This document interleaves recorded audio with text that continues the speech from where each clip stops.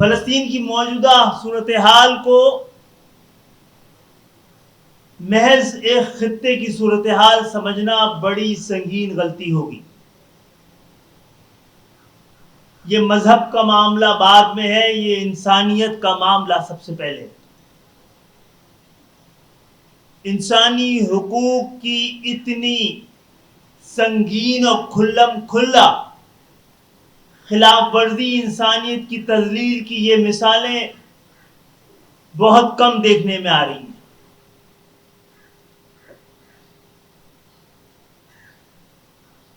اور جو صورتحال اس وقت فلسطین کی ہے،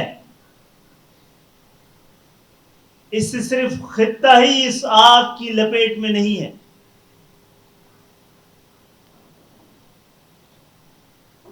یہ فلسطین اور اس خطے کی سرحدوں سے باہر بھی عالمی امن کے لیے ایک بہت بڑا خدشہ اور خطرہ ثابت ہو سکتا ہے.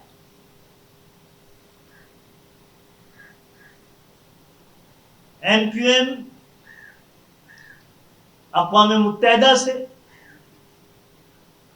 انسانی حقوق کی تنظیموں سے، سیکیورٹی کونسل سے یہ اپیل کرتی ہے، خاص طور پر اقوام متحدہ سے، کہ اس کے امتحان کا وقت ہے. اس کو اپنے وجود کا جواز بتانے کے لیے فوری طور پر فلسطین کے نہتے عوام کو اسرائیل کی جہریت سے باز رکھنے کے لیے اس غیر معمولی صورتحال میں غیر معمولی اقدامات کرنے پڑیں گے. یہ ہمارا اظہار یکجہتی کا کہ یہ ریلی فلسطین کی عوام کے لیے، وہاں کے مرد، عورت، بچوں، جوانوں کے لیے، جو 70 سال سے جن کے سینے میں موجود چنگاریاں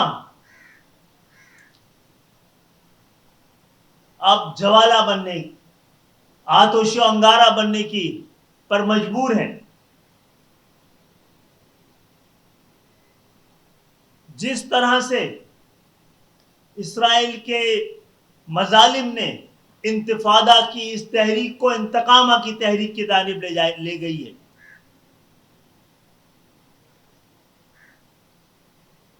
اس کے ساتھ ساتھ ہم حکومت پاکستان سے کہتے ہیں کہ ان کو آگے بڑھ کر اس حوالے سے کوئی موقف، کوئی واضح موقف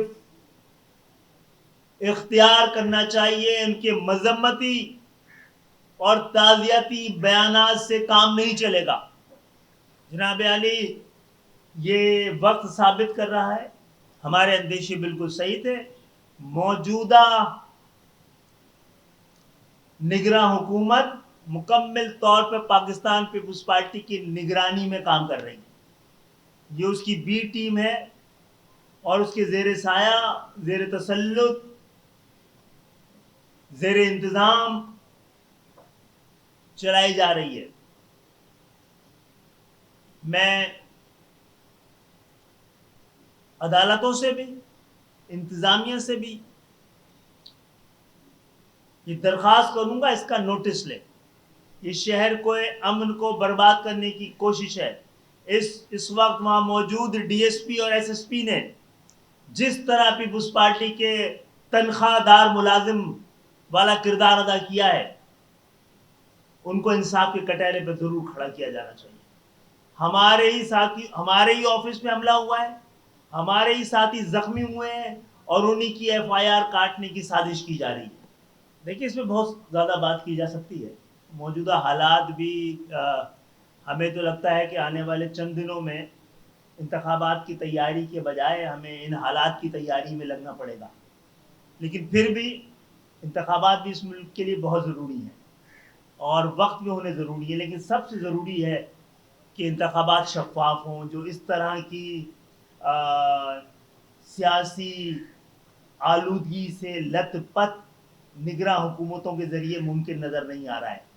اور جہاں تک آپ نے نواز شریف صاحب کی بات کی ہے، تو اب مجھے امید ہے کہ وہ اپنے آپ کو عدالتوں کے سامنے انصاف کے کٹہرے میں کھڑا کر کے